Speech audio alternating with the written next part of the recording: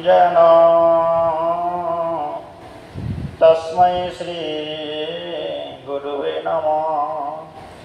श्री कृष्ण चैतन्य प्रभु नित्यानंद श्री अद्वैत गदाधर श्रीवासादि गौर भक्तवृंद। हरे कृष्ण कृष्ण कृष्ण हरे हरे, हरे राम राम राम हरे हरे। सर्वप्रथमे अस्मद् श्री गुरु प्राप्ततम ओम विष्णुपाद त्रिदंडी स्वामी भक्ति प्रसाद मधुसूदन गुरु महाराजे रातुल जुगल चरणी आनंद कोटि दंडवत प्रणाम प्रणति ज्ञापन करछि। তিনি নিত্যধাম থেকে জয়যুক্ত হন। আমাদের প্রতি কৃপা আশীর্বাদ বর্ষণ করুন। উপস্থিত সকল ভক্তবৃন্দ সবাচনে বৈষ্ণব অভিনন্দন জ্ঞাপন করছি। শ্রী শ্রী গুরু গৌরাঙ্গের কৃপা অবলম্বনে আমরা ধারাবাহিকভাবে চৈতন্য চরিতামৃত শ্রবণ কীর্তনে ব্রতী হয়েছি। আজকে মহাপ্রভুর কে আশ্রয় করে, মহাপ্রভুকে আশ্রয় করে আমরা তার জীবন চরিত কথা আস্বাদন করছি। আস্বাদন করতে করতে এ যাবৎকাল পর্যন্ত আমরা দক্ষিণ ভারতে পদার্পণ, তৎসঙ্গে গোদাবরী নদীতে স্নান তর্পণাদি এবং রামানন্দ সংবাদ শ্রবণ করে মহাপ্রভু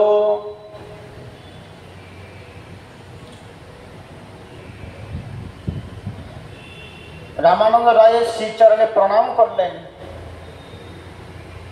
ভক্ত ভগবানকে প্রণাম করবেন, এটাই স্বাভাবিক। কিন্তু রামানন্দ রায়ের মতো প্রেমিক ভক্ত, রসিক ভক্ত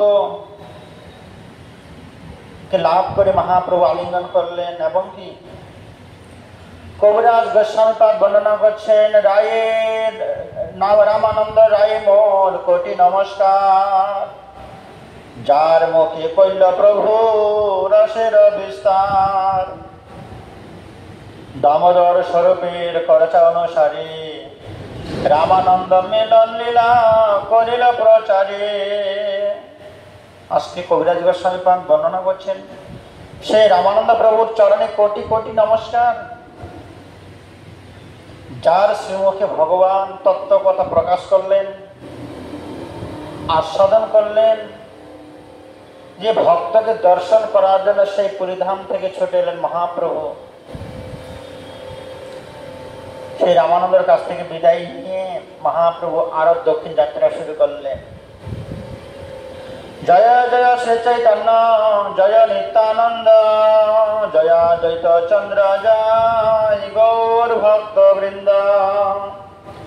দক্ষিণ গমনা প্রভুর অতি বিলক্ষণ, সহস্র সহস্র তীর্থ কল্য দর্শন, হাজার হাজার সহস্র সহস্র তীর্থ মহাপ্রভু দর্শন করছেন দক্ষিণ ভারতে। সেই সব তীর্থপর্ষী মহাতীর্থ কইল, সেই ছলে সেই দেশের লোক নিস্তারিল। যেসব তীর্থগুলো ছিল সেসব তীর্থগুলো মহাপ্রভু দর্শন করে মহাতীর্থে পরিণত করলেন এবং কি সেই তীর্থে যত সকল ভক্তবৃন্দ সবাইকে দর্শন দান করলেন, সবাইকে উদ্ধার করলেন, প্রেম ভক্তি বিতরণ করলেন তাদের মাঝে। সেই সব তীর্থের ক্রম কহিতে না পারি, দক্ষিণ বামে তীর্থ গমন হয় ফেরাফেরি। কত যে তীর্থ, কত মহাতীর্থ বর্ণন করার মতো সামর্থ্য নেই। অতএব নাম মাত্র পরিণগণন, কহিতে না পারি তার যতই অনুক্রম। যেই গ্রামে যায় সে গ্রামের যত জন, পূর্বে পথে যাইতে সে পায় দর্শন। সেই সব বৈষ্ণব কহে কৃষ্ণ হরি, অন্য গ্রাম নিস্তার সেই বৈষ্ণব করি। কিভাবে? যে শক্তিটা সঞ্চার করেননি মায়াপুরে, সেই শক্তিটা সঞ্চার করলেন দক্ষিণ দেশে। এসে কিভাবে? মহাপ্রভু আশীর্বাদ করলেন, তোমরা যারা আমার চরণ গ্রহণ করলে, তোমরা যারা আমাকে দর্শন করলে, তোমাদেরকে যারা দর্শন করবে, তোমরা যাদের দিকে আশীর্বাদ করবে তারা সবাই বৈষ্ণব হয়ে যাবে। পুরো দক্ষিণ দেশ বৈষ্ণব হয়ে যাচ্ছেন আজকে। অন্য গ্রাম নিষ্ঠা রয়ে সেই বৈষ্ণব করি, মানে বৈষ্ণবগণ যে মহাপ্রভুর কৃপা লাভ করে দক্ষিণ ভারতের মানুষগণ যেখানে যেখানে যাচ্ছেন সব জায়গায় বৈষ্ণব হয়ে যাচ্ছেন সবাই। যারা কোনোদিন কৃষ্ণ হরি বলতে পারেননি, আজকে মহাপ্রভুর দর্শন প্রিয় তারা সঙ্গে সঙ্গে কৃষ্ণ হরির চরণ সংকীর্তন করতে পারছেন। দক্ষিণ দেশের লোক অনেক প্রকার, কেহ জ্ঞানী কেহ কর্মী, পাষণ্ডীয় পাপ। দক্ষিণ ভারতে অনেক সম্প্রদায়, অনেক প্রকার মানুষ বাস করে। কেউ জ্ঞানী, বেদ বেদান্ত নবদর্পণে, কিন্তু হরিভজন করতেন না। কেউ কর্মী, কর্মটাই তার ধর্ম, দেশের সেবা দশের সেবা করে তার কর্মটাই তার ধর্ম বলে গ্রহণ করতেন। কতজন আছেন পাষণ্ডী নাস্তিক, সে কিছুই বিচার করে না, কাউকেই মানতে পারেন না। সেই সব মানুষগুলো যখন মহাপ্রভুকে দর্শন করলেন, মহাবদান্য প্রেমদাতা মহাপ্রভুকে যখন দর্শন করলেন, সেই সব লোক প্রভুর দর্শন প্রভাবে নিজ নিজ মত ছাড়ি হইল বৈষ্ণবে। তারা নিজের জ্ঞান ভক্ত, কর্মকাণ্ডীয় ভক্ত, তান্ত্রিক ভক্ত, নিজের নিজের মত সব ত্যাগ করে দিয়ে মহাপ্রভুর শ্রীচরণে প্রণাম নিবেদন করে মহাপ্রভুর প্রেম ধর্ম গ্রহণ করলেন, হরিনাম সংকীর্তন করা শুরু করলেন। বৈষ্ণবের মধ্যে রাম উপাসক সব, কেহ তত্ত্ববাদী, কেহ হয় শ্রী বৈষ্ণব। সেই সব বৈষ্ণব মহাপ্রভুর দর্শনে কৃষ্ণ উপাসক হইল, নয় কৃষ্ণ নামে হলো। যারা রাম উপাসক, অন্যান্য দেবদেবীর উপাসনা করতেন, তারাও মহাপ্রভুকে দর্শন করে মহাপ্রভুর হাতে প্রসাদ গ্রহণ করে তারা অন্যান্য অবতার, অন্যান্য আরাধ্য যে বস্তুগুলোকে ভুলে গিয়ে সবাই কৃষ্ণ উপাসনা করতে শুরু করলেন। কেন? আরাধনা নাম সর্বসাং, বিষ্ণুর আরাধনা নাম পরম। মহাপ্রভু সবাইকে, জগৎবাসীদেরকে অন্যান্য উপাসনা থেকে কৃষ্ণ উপাসনায় পদার্পণ করালেন। কৃষ্ণ উপাসক হইল, লয় কৃষ্ণ নামে। তারা কৃষ্ণ নাম জপ করতে শুরু করলেন। রাম রাঘব রাম রাঘব রাম রাঘব পাহিমাম, কৃষ্ণ কেশব কৃষ্ণ কেশব কৃষ্ণ কেশব রক্ষামাম। মহাপ্রভু এইভাবে মন্ত্র উচ্চারণ করতে করতে কি করলেন? গৌতমী গঙ্গায় স্নান করলেন। গোদাবরী নদী, গৌতমী নদী। এই শ্লোক পথে পড়িল প্রয়াণ, গৌতমী গঙ্গায় যায় করিল গঙ্গা স্নান। মল্লিকার্জুন তীর্থে যাই মহেশ দেখিল, তাহা সব লোকে কৃষ্ণ নাম লওয়াইল। রামদাস মহাদেব করিল দর্শন, অহবল নরসিংহে করিল গমন। নরসিংহ দেখিয়া তারে কইল নদে স্তুতি, সিদ্ধবত গেলা যাহা মূর্তি সীতাপতি। রঘুনাথ দেখি কইল প্রতি নিস্তবন, তাহা এক বিপ্র প্রভু কইল নিমন্ত্রণ। মহাপ্রভু এই গোদাবরী নদী ছেড়ে মল্লিকার্জুন দর্শন করতে গেলেন। সেখানে রামদাস মহাদেব মন্দির দর্শন করলেন। তারপরে অহবল নরসিংহ, যেখানে ভগবান নরসিংহদেব হিরণ্যকশিপুকে দর্শন দিয়েছিলেন হিরণ্য রূপ ধারণ করে। প্রথম দর্শন মাত্রই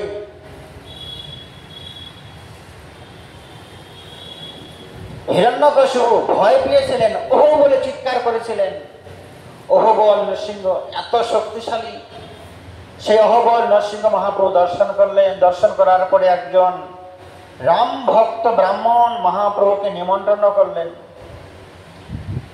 রঘুনাথ দেখে সেই বিপ্র রাম নাম নিরন্তর লয়, রাম রাম বিনা অন্য বানে না পরয়। একজন ব্রাহ্মণ, তিনি রাম ভক্ত, সদা সর্বক্ষণ রাম নাম জপ করতেই থাকতেন।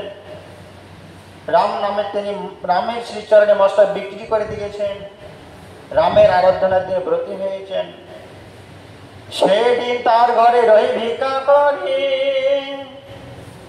তারে কৃপা করে আগে চলিলা গৌর হরি।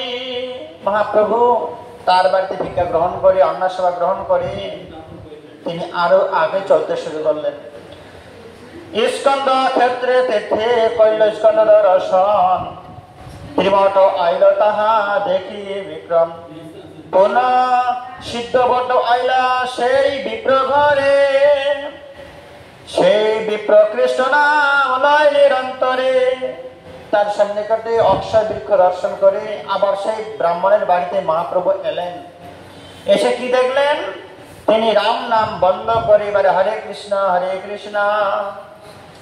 কৃষ্ণ কৃষ্ণ হরে হরে, হরে রাম রাম রাম রাম হরে হরে। তিনি মহাপ্রভুর কৃপায়, মহাপ্রভুর প্রসাদে, মহাপ্রভুর পদস্পর্শে তার আরাধ্যে ভগবান রামচন্দ্রকে ভুলে গিয়ে কৃষ্ণ নাম করা শুরু করলেন। কেননা তিনি অনুভব করতে পারলেন মহাপ্রভু দর্শন পেয়ে ভগবান রামচন্দ্র পরিপূর্ণ ভগবান নয়, তিনি ভগবান শ্রীকৃষ্ণের অংশ, কলা বিশেষ। কিন্তু কৃষ্ণ হচ্ছেন পরম পুরুষোত্তম, ষোলকলায় পরিপূর্ণ। আর ভগবান রামচন্দ্র, নরসিংহ বামন, পরশুরাম, যত রকমের ভগবান আছে তারা সবাই শ্রীকৃষ্ণের অংশ, কলা। যখন জানতে পারলেন মহাপ্রভুর কৃপায়, তিনি রাম নাম ছেড়ে দিয়ে কি শুরু করলেন? হরে কৃষ্ণ কৃষ্ণ কৃষ্ণ হরে হরে, হরে রাম রাম রাম হরে হরে। বিপ্র বলে, এই তোমার দর্শন প্রভাবে তোমা দেখে গেল মোর আজন্ম স্বভাবে। মহাপ্রভু জিজ্ঞাসা করলেন, আপনি তো আপনার আরাধ্যে রাম নাম জপ করছিলেন, রাম নাম জপ করা বন্ধ করে কৃষ্ণ নাম করা শুরু করলেন, কি ব্যাপার? সে ভক্ত মহাপ্রভুকে বললেন যে প্রভু, এটা তোমার দর্শনের প্রভাব। যাকে দর্শন করে মনের মলিনতা দূর হয়ে সত্যম সচ্চিদানন্দ ভগবান শ্রীকৃষ্ণ আরাধনা ব্রতী হতে পারে। দর্শন মাত্রই বৈষ্ণব হয়ে যাচ্ছে। বাল্যবতী রাম নাম গ্রহণ আমার, তোমা দেখে কৃষ্ণ নাম আইল একবার। আমি জন্ম থেকে রাম নাম জপ করছিলাম, কিন্তু তোমাকে দর্শন করা মাত্র আমি আমার মুখেতে কৃষ্ণ নাম উদয় হলো। সেই হতে কৃষ্ণ নাম জিহ্বাতে বসিলাম, কৃষ্ণ নাম সুরে রাম নাম দূরে গেলাম। সেইভাবে রাম নাম দূরে চলে গেল। বাল্যকাল হইতে মোর স্বভাব এক হয়, নামের মহিমা শাস্ত্র করিও সঞ্চয়।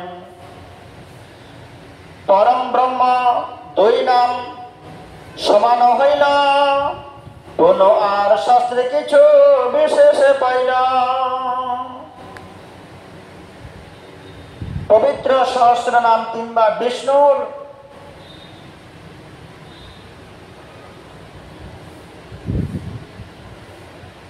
এখানে সেই ভক্ত মহাপ্রভুকে বলছেন, প্রভু অনন্ত সদানন্দ চিন্ময় স্বরূপ পরম তত্ত্বে যোগী সকল রমণ আনন্দ লাভ করেন। এই জন্যই পরম ব্রহ্ম বস্তুকে রাম নামে অভিহিত করা যায়। এবং কি বিষ্ণুর পবিত্র সহস্র নাম তিনবার পাঠ করলে যে ফল হয়, বিষ্ণু বিষ্ণু বিষ্ণু বিষ্ণু কয়েক হাজার বার জপ করলে যে ফল হয়, এক কৃষ্ণ নাম উচ্চারণ করলে সেই সব বিষ্ণু নামের ফল লাভ করা যায়। এই বাক্যে কৃষ্ণ নামের মহিমায় পান, তথাপি লইতে নারী শুনো হেতু তার।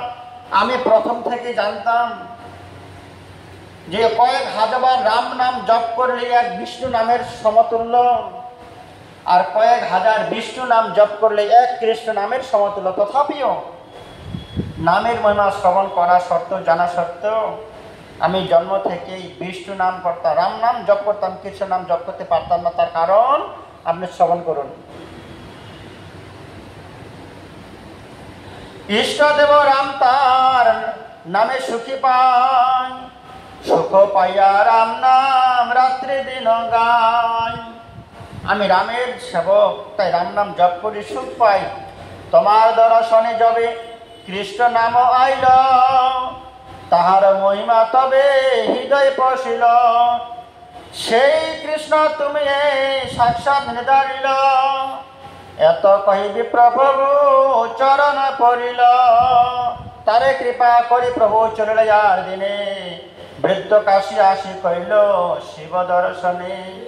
গেলেন সেই রাম ভক্ত দর্শন করলেন, প্রভু আমি রাম নাম জপ করতে করতে কৃষ্ণ নাম জপ করলাম, আজকে কৃষ্ণ নাম জপ করতে করতে তোমার মধ্যে সেই সময় সুন্দর শ্রীবিগ্রহ দর্শন করতে পারলাম। তুমি সেই শ্রীবিগ্রহ ভগবান শ্রীকৃষ্ণ, তোমার দর্শনে পরেশনে আমি এতদিনের সব সাধনের ফল ভগবত দর্শন লাভ করতে পারলাম। মহাপ্রভু তার বাড়ি থেকে তিনি বৃদ্ধ কাশীতে গেলেন, বৃদ্ধ কাশী দর্শন করলেন। তাহা হইতে চলি আগে গেলা এক গ্রামে, ব্রাহ্মণ সমাজ তাহা করিল বিশ্রামে।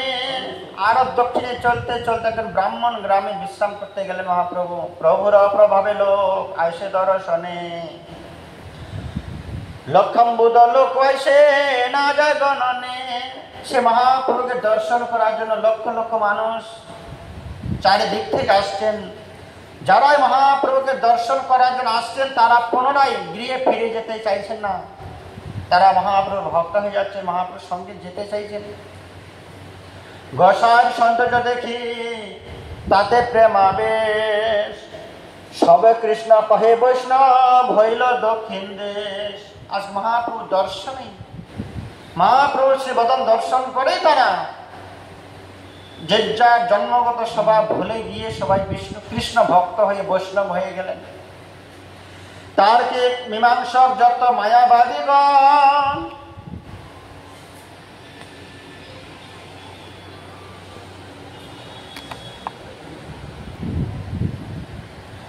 সাংখ্য পতঞ্জল স্মৃতি পুরাণ আগম, নিজ নিজ শাস্ত্র গ্রহে সবাই প্রচণ্ড, সর্বমত দোষে প্রভু করে খণ্ড খণ্ড।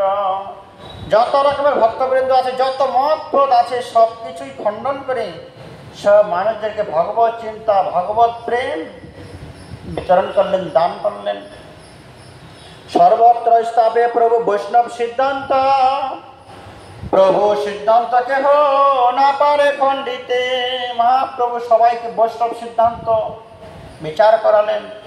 মহাপ্রভুর বৈষ্ণব সিদ্ধান্তকে খণ্ডন করতে না পেরে সবাই বৈষ্ণব হয়ে যেত না। কেননা কলিকালের একমাত্র ভগবানের আরাধনা করার প্রথম ধাপ, প্রথম সিঁড়ি বৈষ্ণব ধর্ম।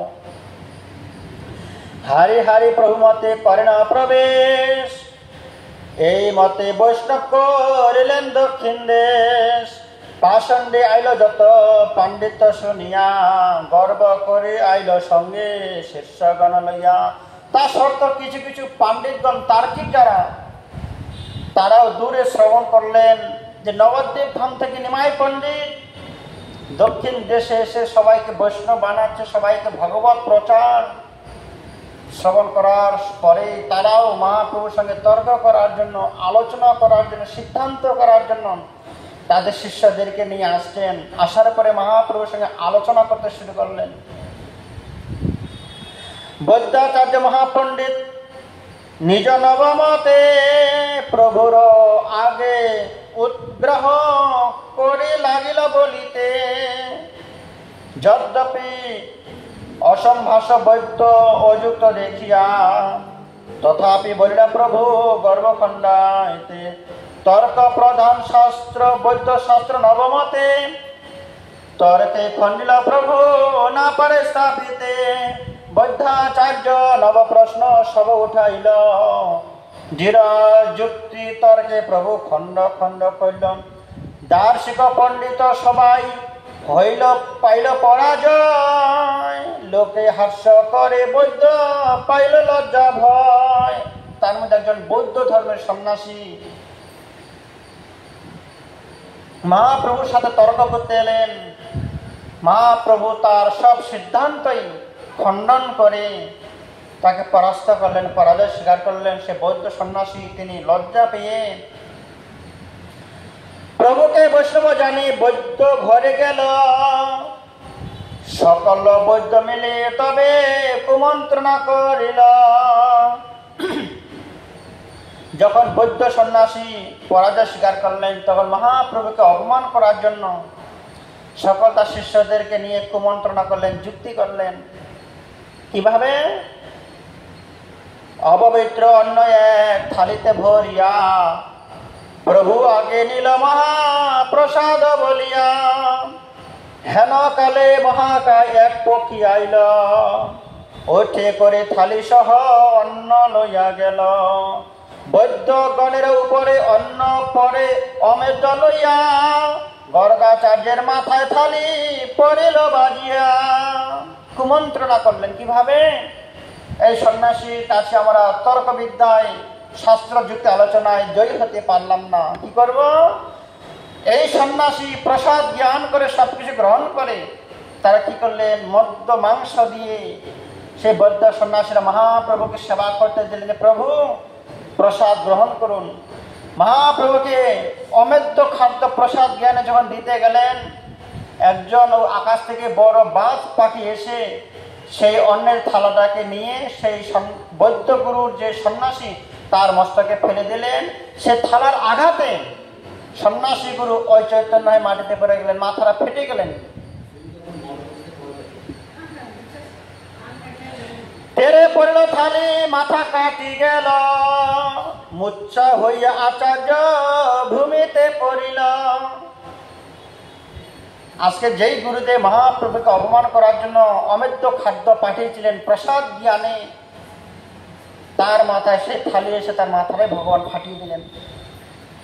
হাহাকার করি কান্দে সব শীর্ষগণ, সবে আসি প্রভু পদে লইল শরণ। তার শিষ্যগণ ক্রন্দন করলেন, হাহাকার উঠে গেল, আমাদের গুরুদেবের মাথা ফেটে গেছে, অচৈতন্য হয়ে পড়ে গেছে। তুমি তো ঈশ্বর সাক্ষাৎ ক্ষময় অপরাধ। শিষ্যরা এসে মহাপ্রভুর চরণ শরণ গ্রহণ করলেন যে গুরুদেব, যে প্রভু আমাদের গুরুদেব অসুস্থ হয়েছেন, আপনি তো অপরাধ ক্ষমা করে আমাদের গুরুদেবকে সুস্থ করে দিন। জিরাও আমার গুরু কর প্রসাদ, আপনি গুরুদেবকে বাঁচিয়ে দিয়ে আশীর্বাদ গ্রহণ করুন, আমাদের ভুল হয়েছে। প্রভু কয়ে সবে কহ কৃষ্ণ কৃষ্ণ হরি, গুরু কর্ণে কহ গিয়া কৃষ্ণ নাম উচ্চরি। যাও, তোমাদের গুরুদেব অচৈতন্য হয়ে পড়ে আছে, যে কৃষ্ণ নাম শ্রবণ করালে তোমাদের গুরুদেব সুস্থ হয়ে যাবে, তা তোমরা তোমাদের গুরুদেবকে কৃষ্ণ নাম কর্ণে শ্রবণ করাও। যে কৃষ্ণ নাম কর্ণ দিয়ে শ্রবণ করালে হৃদ কর্ণ রসায়ন কথা, এ কর্ণ দিয়ে শ্রবণ করলে হৃদয় মাঝে অবস্থান করাতে পারলে তোমাদের গুরুদেব সুস্থ হয়ে যাবেন। তোমা সবার গুরু তবে পাইবে চেতন, সব বৈদ্য মিলি করে শ্রীকৃষ্ণ নাম সংকীর্তন। সেই সব শিষ্যরাই গুরুদেবের কাছে গিয়ে নাম সংকীর্তন শুরু করলেন। গুরু কর্ণে কয়ে সবে কৃষ্ণ রাম হরি, চেতন পাইয়া আচার্য বলে হরি হরি। কি করলেন? কৃষ্ণ নাম শ্রবণ করে সে বৌদ্ধ আচার্য সুস্থ হয়ে দুহাত তুলে নৃত্য করে হরিবল হরিবল বলতে শুরু করলেন। গৌরাঙ্গ মহাপ্রভুকে প্রণাম নিবেদন করলেন। এ হচ্ছে মহাপ্রভুর প্রভাব, মহাপ্রভুর প্রেম ধর্ম প্রচার।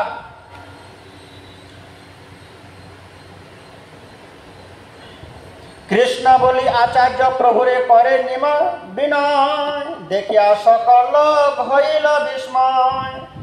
এই রূপে কৌতুক করি শচীর নন্দন, অন্তর্ধ্যান কইল কেহ না পায় দর্শন।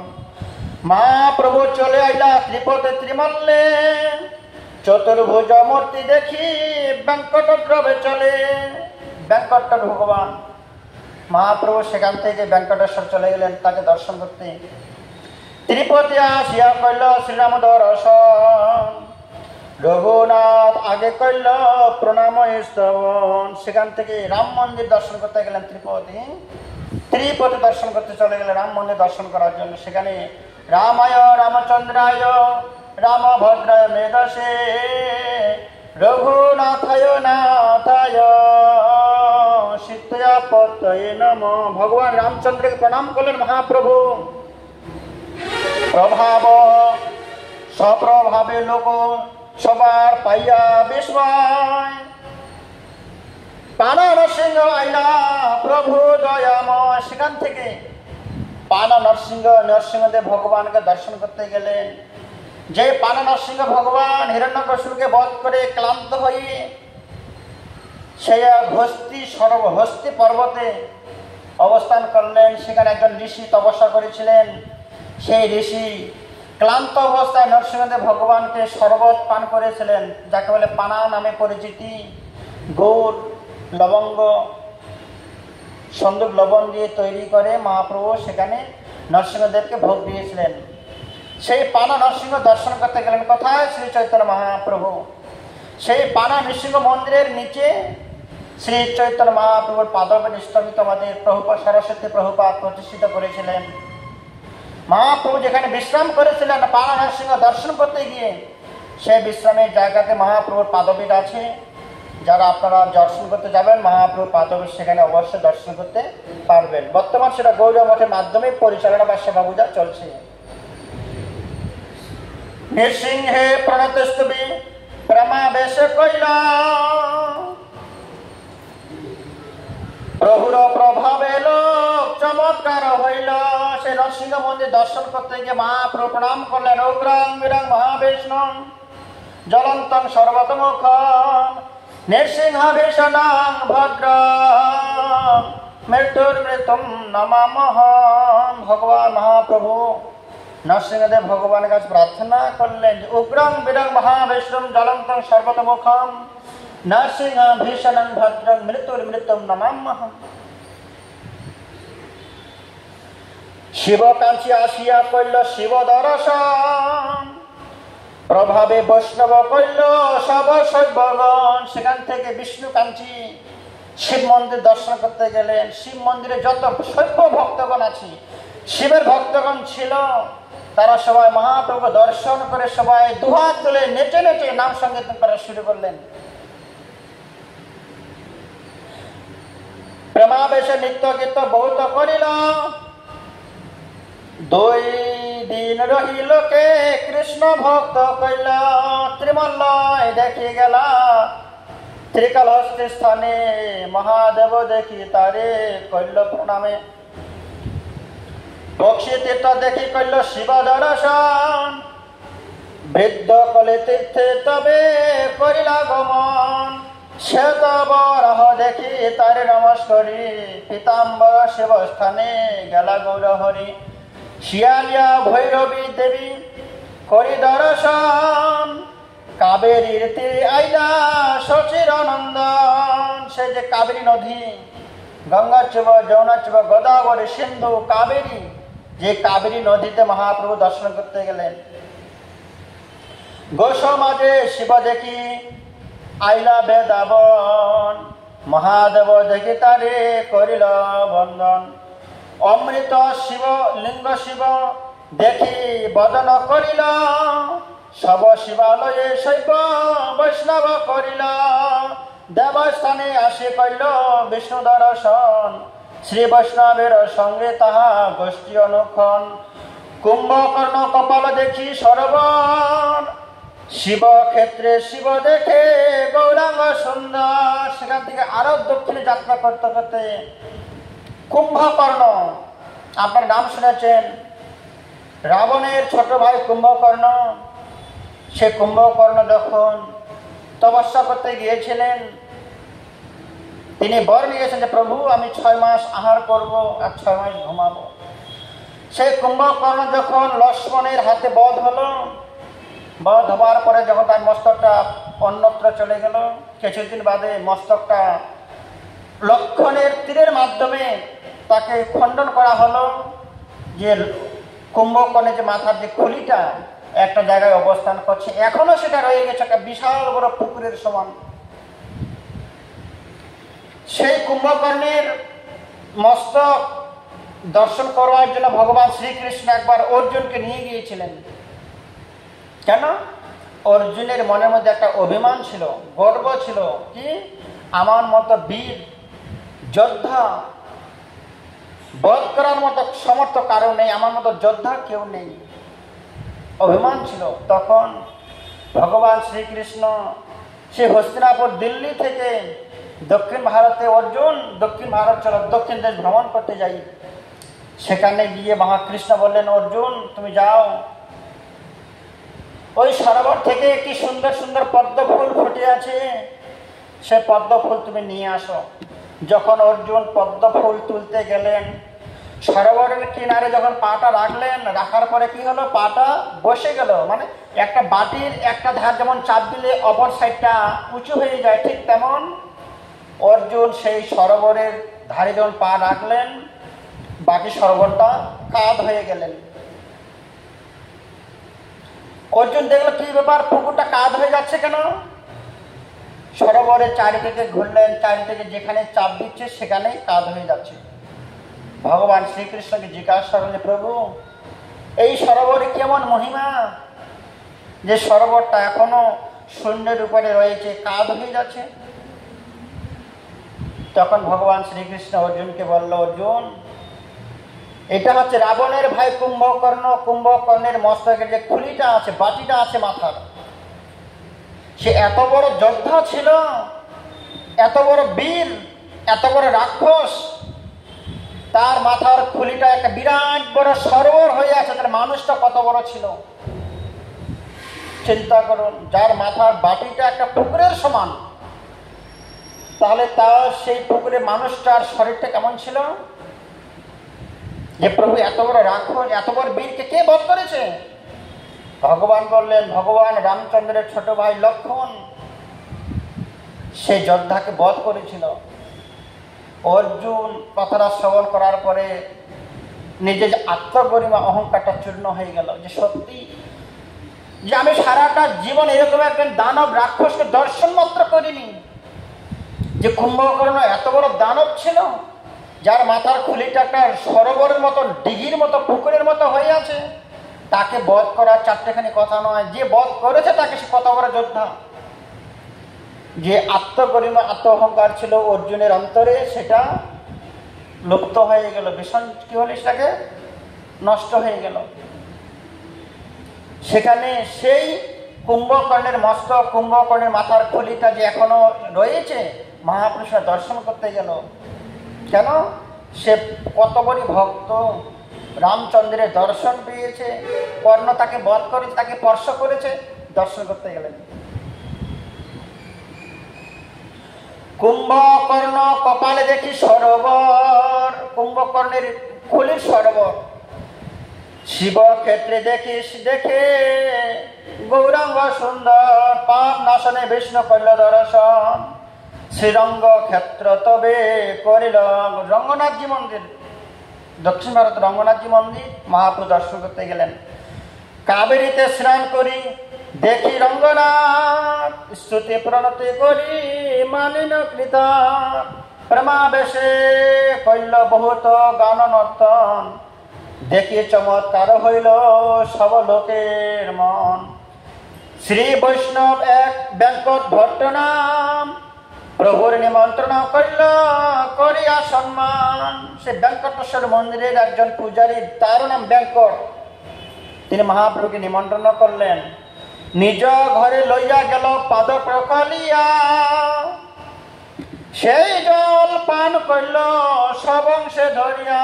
সে বেঙ্কট ভক্ত মহাপ্রভুকে ঘরে নিয়ে গেলেন, পালঙ্কে বসিয়ে সুন্দর শীতল জল দিয়ে মহাপ্রভুর চরণ ধৌত করে, সে মহাপ্রভুর পাদ ধৌত জল স্ববংশে তারা গ্রহণ করলেন, একটু ফোঁটা জল মাটিতে তারা ফেলে দিলেন না। ভিক্ষা করাইয়া কিছু কইল নিবেদন, চাতুর্মাস আসি প্রভু হইল উপশম। তিনি বঙ্কট ভট্ট কি বলে, প্রভু আপনি এমন সময় আমার বাড়িতে এলেন, আগামী কালকে থেকে চাতুর্মাস ব্রত, শয়ন একাদশী, আপনি 4 মাস আমার বাড়িতে থেকে চতুর্মাস ব্রত পালন করুন। চাতুর্মাসে কৃপা করি রহ মোর ঘরে, কৃষ্ণ কথা কহি কৃপায় উদ্ধার আমারে। আপনি 4 মাস আমার গৃহে থাকুন, চতুর্মাস ব্রত গ্রহণ করে আমাকে কৃষ্ণ কথা শ্রবণ করিয়ে করিয়ে আমাকে পবিত্র করুন, উদ্ধার করুন প্রভু। তার ঘরে রহিলা প্রভু কৃষ্ণ কথার সে, ভট্ট সঙ্গে গোয়াইল সুখে 4 মাস। সেখানে ব্যাঙ্কট ভক্তের সঙ্গে মহাপ্রভু 4 মাস এক জায়গায় থেকে 4 মাস সাধন ভোজন করলেন, কৃষ্ণ কথায় কালাতিপাত করলেন। কাবেরীতে স্নান করে শ্রীরঙ্গ দর্শন, প্রতিদিন প্রেমাবেশে করেন নর্তন। লক্ষ লক্ষ লোক আসে নানা দেশ হইতে, সবে কৃষ্ণ নাম কহে প্রভুকে দেখিতে। যারাই মহাপ্রভুকে দর্শন করতে আসছেন তারা সবাই কৃষ্ণ নাম জপ করতে করতে বাড়ি ফিরছেন। কৃষ্ণ নাম বিনা কেহ নাহি কেহ নাই কহিয়ার, সবে কৃষ্ণ ভক্ত হইল লোকে চমৎকার। শ্রীরঙ্গ ক্ষেত্রে বসে যত বৈষ্ণব ব্রাহ্মণ, এক দিন সবে কইল নিমন্ত্রণ। সেখানে মহাপ্রভুকে দর্শন করে সবাই বৈষ্ণব হয়ে যাচ্ছে, আর বৈষ্ণব হওয়ার জন্যই মহাপ্রভুকে নিমন্ত্রণ করছেন যে প্রভু আমি আপনার দর্শনে বৈষ্ণব ধর্ম গ্রহণ করে কৃষ্ণ নাম সংকীর্তন শুরু করেছি, আপনি আগামীকালকে আমার গৃহে পদার্পণ করে অন্ন প্রসাদ গ্রহণ করবেন। এক দিন এক একজন ভক্ত মহাপ্রভুকে নিমন্ত্রণ করে সভা গ্রহণ করাচ্ছেন। এক দিনে চাতুর্মাস পূর্ণ হইল, কতক ব্রাহ্মণ ভিক্ষা দিতে না পারিল। কতজন ব্রাহ্মণের মনে দুঃখ, প্রভু 4 মাস পূর্ণ হয়ে গেল, আপনি আমার বাড়িতে গেলেন না কেন? অনেক ভক্ত, কয়েক হাজার ভক্ত এক দিন করে মহাপ্রভুকে সবাই নিমন্ত্রণ করতে গেলেও 1000 দিন সেখানে থাকতে হবে, কিন্তু প্রভুর তো সম্ভব নয় সেখানে থাকা। সেই ক্ষেত্রে রহি এক বৈষ্ণব ব্রাহ্মণ, দেবালয়ে আসি করে গীতায় আবর্তন। তার পাশে একজন ব্রাহ্মণ, তিনি কি করতেন? প্রতিদিন একটা মন্দিরে গিয়ে গীতা পাঠ শ্রবণ করতে যেতেন। অষ্টাদশ অধ্যায় পরে আনন্দ আবেশে, অশুদ্ধ পরে নল করে উপহাসে। তিনি অশিক্ষিত থাকার দরুন সুন্দরভাবে শুদ্ধভাবে গীতার শ্লোক তিনি উচ্চারণ করতে পারতেন না। পাশাপাশি যারা থাকতেন তারা সবাই উপহাস করতেন, হাসতেন যে তুমি গীতা পাঠ করতে পারছো না, ভুল উচ্চারণ করছো, তোমার অপরাধ হবে, তুমি গীতা পাঠ করবে না। সবাই তাকে বাধা সৃষ্টি করছিলেন।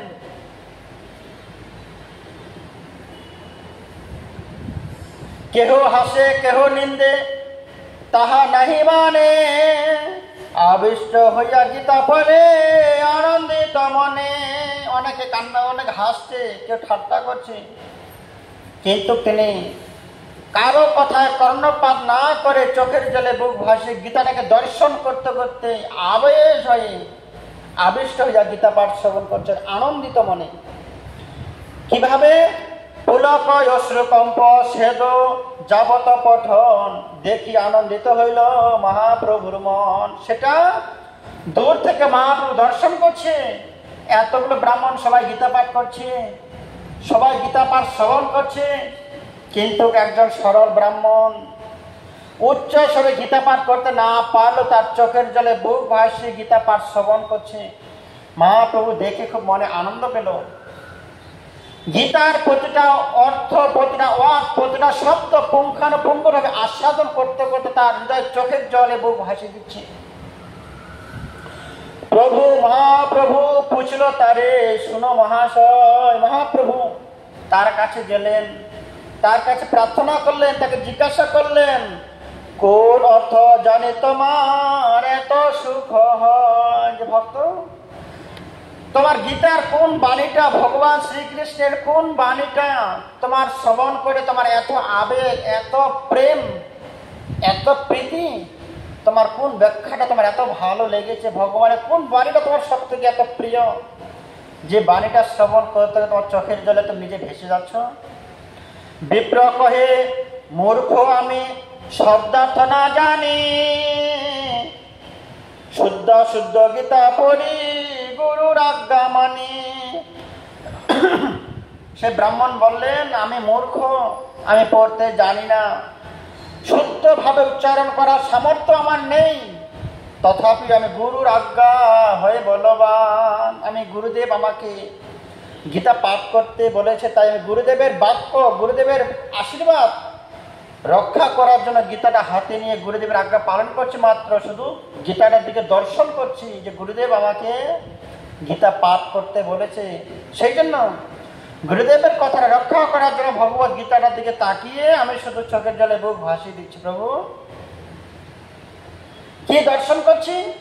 আমি প্রথম দিন থেকে মাত্র দর্শন করে একটা পাতাও উল্টাতে পারিনি। যে প্রথম পাতাটা, প্রথম পৃষ্ঠা, প্রথম চ্যাপ্টার দর্শন করছি, সে দর্শন করে এখন আমার সে দর্শনের আকাঙ্ক্ষা পূর্ণ হয়নি, পরিপূর্ণ হয়নি। তার ভগবত গীতার গভীরে কি করে প্রবেশ করব? আমি তো ভগবত গীতার প্রথমেতেই কয়েক বছর ধরে দাঁড়িয়ে আছি, অপেক্ষা করছি। এখন আমি গীতার অন্তরে, গীতার দ্বিতীয় পৃষ্ঠায়, তৃতীয় পৃষ্ঠায় পৌঁছাতে পারিনি। প্রথম পৃষ্ঠাতে আমি দাঁড়িয়ে আছি। কেন? অর্জুনের রথে কৃষ্ণ হয় রজোধর, বসিয়া আছেন তাতে যেন শ্যামল সুন্দর। আমি গীতা কি পাঠ করবো, কি করবো প্রভু? গীতার প্রথম পাতার ছবিটা দেখে আমার চোখের জলে বুক ভেসে যাচ্ছে। কথা, ঈশ্বর পরমকৃষ্ণ সচ্চিদানন্দ বিগ্রহ অনাদিরাদে গোবিন্দ সর্বকারণে কারণ, যে বিশ্ব ব্রহ্মাণ্ডের মালিক ভগবান শ্রীকৃষ্ণ। সেই শ্রীকৃষ্ণ কি রথের উপরে বসে থাকবে, সিংহাসনে বসে থাকবে? কিন্তু ভগবান শ্রীকৃষ্ণ রথের উপরে বসে না থেকে অর্জুনকে বসিয়ে, অর্জুনের জায়গা কৃষ্ণ বসে অর্জুনের সারথি হয়ে হাতে ঘোড়াতে লাগাম ধরে রথ চালিয়ে নিয়ে যাচ্ছে অর্জুনকে সঙ্গে করে। এই চিত্রপট দর্শন করে আমার বুক ফেটে যাচ্ছে, অন্তর ফেটে যাচ্ছে। কি করে সম্ভব হতে পারে? ভগবান আজকে গাড়ি চালাচ্ছে, রথের ড্রাইভার ভগবান হয়েছে, ভক্তকে বসিয়ে রেখেছে। যে প্রথম পাতার চিত্রপট দর্শন করে আমি অন্তর থেকে বিভোর হয়ে যাচ্ছি, চোখের জলে ভাসিয়ে যাচ্ছি, না জানি তার ভিতরে কি আছে। প্রথম চিত্রপট দর্শন করি আমি অচৈতন্য হয়ে যাচ্ছি প্রভু। ভয়ে ভয়ে আমি ভিতরে যেতে পারছি না, না জানি তার ভিতরে এমন কি আছে। এইভাবে তিনি মহাপ্রভু তার মুখে শ্রবণ করছেন। অর্জুনের রথের কৃষ্ণ হয় রজোধর, বসিয়া আছেন তাতে যেন শ্যামল সুন্দর। অর্জুনের কহিলেন হিত উপদেশ, তারে দেখি হয় মোর আনন্দ আবেশ। যাবৎ পর তাবৎ পাও তার দর্শন, এই লাগি গীতা পান না ছাড়ে মোর মন। এই চিত্রটা দর্শন করি যে প্রথম চিত্রপটে ভগবান ভক্তকে বহন করে নিয়ে যাচ্ছে। এটা দর্শন করতে করতে আবেগের সহিত যখন একটা পাতা দুটো পাতা করে উল্টিয়ে তার ভেতরে প্রবেশ করতে শুরু করলাম, প্রতিটা কথার মধ্যে, প্রতিটা বাণীর মধ্যে, প্রতিটা শব্দের মধ্যে, ব্রহ্ম শব্দের মধ্যে ভগবান শ্রীকৃষ্ণ মনে হচ্ছে সেই বাণীগুলো আমাকেই বলছে। মনে হচ্ছে আমার সামনে ভগবান শ্রীকৃষ্ণ দাঁড়িয়ে সেই কথাগুলো আমাকেই শ্রবণ করাচ্ছে। যতক্ষণ আমি গীতা পাঠ করি, যতক্ষণ গীতার প্রতিটা শব্দ অনুভব করি, ততক্ষণ মনে করি ভগবান শ্রীকৃষ্ণ আমাকে অনুভব করাচ্ছেন, আমি তাকে দর্শন করতে পারছি। ভগবান আমাকে বলছেন সর্বধর্মান পরিত্যাজ্য।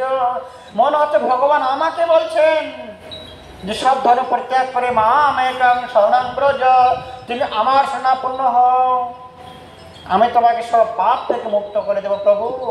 এই জন্য আমি প্রতিটা শব্দে, প্রতিটা ব্রহ্মে, প্রতিটা শব্দের মধ্যে ভগবানকে দর্শন করতে পারছি, ভগবানকে অনুভব করতে পারছি। এই জন্য আমি প্রতিদিন বুঝি বা না বুঝি, পড়তে পারি বা না পারি, ভগবদ গীতাটা হাতে নিয়ে প্রতিটা অক্ষর, প্রতিটা শব্দ আমি দর্শন করা মাত্রে ভগবত দর্শন আমার হয়ে যায়। প্রভু কহে গীতা পাঠে তোমার অধিকার, তুমি সে জানো এই গীতার অর্থ সার। মহাপ্রভু বললেন কেবল তোমারই অধিকার আছে গীতা পাঠ করার। পড়তে না পারলেও হৃদয়ঙ্গম করার ক্ষমতা আছে, অনুভব করার ক্ষমতা আছে, প্রতিটা শব্দের মধ্যে ভগবত দর্শন করার মতো সামর্থ্য যার আছে তারই একমাত্র গীতা পাঠ করার অধিকার। বাকি যারা লোক দেখানো গীতা পাঠ করছে, গীতার প্রতিটা শব্দ অনুভব করে না, তাদের গীতা পাঠ করার কোনো মানে হয় না, তাদের সামর্থ্য বা তাদের অধিকার নেই। এত বলি সেই বিপ্রে করল আলিঙ্গন, প্রভু পদ ধরি বিপ্রে করে না রোদন। আজকে গীতা পাঠের মাধ্যমে যাকে শ্রবণ করতেন, যাকে দর্শন করতেন, যাকে অনুভব করতেন, সেই ভগবান শ্রীকৃষ্ণ নিজেই এসে তাকে আলিঙ্গন করলেন। তুমি যাকে গীতার মধ্যে দর্শন করতে পারছ সেই সাক্ষাৎ ভগবান শ্রীকৃষ্ণ মহাপ্রভু তাকে সরাসরি আলিঙ্গন করলেন। যাকে শব্দ ব্রহ্মের মধ্যে তার বিশ্বাস ছিল, কৃষ্ণ নামের মধ্যে তার বিশ্বাস, গীতার প্রতিটা শব্দের মধ্যে তার বিশ্বাস ছিল যে ভগবান আমাকে বলছেন, আমাকে দর্শন দিচ্ছেন, সেই বিশ্বাসটা অটুট রাখার জন্য, সত্যি করার জন্য মহাপ্রভু তাকে আলিঙ্গন দিলেন, তাকে দর্শন করালেন। তুমি গীতার প্রথম চিত্রপটের মধ্যে যাকে দর্শন করলে শ্যামসুন্দর ভগবান কৃষ্ণ দড়ি হাতে নিয়ে রথ চালাচ্ছে, সেই দেখো আমি সেই কৃষ্ণ ভগবান। মহাপ্রভু তাকে কৃষ্ণের দর্শন করালেন, কেননা এই চিত্রপটের মধ্যে তার বিশ্বাস ছিল। সে বিশ্বাসটা সত্যি করার জন্য মহাপ্রভু তাকে শ্রী বিগ্রহ রূপ দর্শন করালেন। তোমা দেখি তা হইতো দ্বিগুণ সুখ হয়, সেই কৃষ্ণ তুমি হেন মোর মনলয়। আজকে শব্দরূপে ব্রহ্মকে যাকে দর্শন করতে করতে বিশ্বাস ছিল, আজকে সাক্ষাৎ ব্রহ্ম শ্রী বিগ্রহ রূপে তাকে দর্শন দান করালেন। এইভাবে মহাপ্রভু প্রতি দক্ষিণ দেশে ঘুরে ঘুরে বিভিন্ন ভক্তের বাড়িতে থেকে থেকে নিজের প্রকাশ ভগবত ধর্ম, বৈষ্ণব ধর্ম, নাম সংকীর্তন প্রচার করলেন, ভক্ত করলেন। এইভাবে মহাপ্রভু বিভিন্ন ভক্তের বাড়িতে পদার্পণ করতে করতে কত দূর যাবেন দক্ষিণ ভারত দর্শন করতে। আজকে মহাপ্রভুর পদ অনুসরণ করে শ্রবণের মাধ্যমে আমরা সবাই দর্শন করব, এই আশা বাসনা রেখে আজকে চৈতন্য চরিতামৃত এখানে বিশ্রাম। আগামীকালকে আমরা আবার শ্রবণ করব। আপনারা সবাই ভালো থাকুন, শ্রবণ করবেন, শেয়ার করবেন, আমাকে ভালো মন্দ কমেন্টে জানাবেন, এবং কি চৈতন্য বার্তা ইউটিউব চ্যানেল আপনারা শ্রবণ করে সাবস্ক্রাইব করে রাখবেন, যাতে প্রতিটা ভিডিও, প্রতিটা চৈতন্য বার্তা আপনাদের কাছে পৌঁছায়, আপনারা যেন শ্রবণ করতে পারেন। তাতে করে কাজের মধ্যে থেকেও, কর্মের মধ্যে থেকেও আপনারা কৃষ্ণ কথা শ্রবণ করবেন, চৈতন্য চরিতামৃত শ্রবণ করবেন। এটাই আমার আশা, এটাই আমার প্রার্থনা আপনাদের কাছে। হরে কৃষ্ণ। বাঞ্ছা কল্পতরুভ্যশ্চ কৃপা সিন্ধু ভয়েব চ পতিতানাং পাবনেভ্যো বৈষ্ণবেভ্যো নমো নমঃ। সবার চরণে দণ্ডবত প্রণাম প্রণতি জ্ঞাপন করছি। হরে কৃষ্ণ।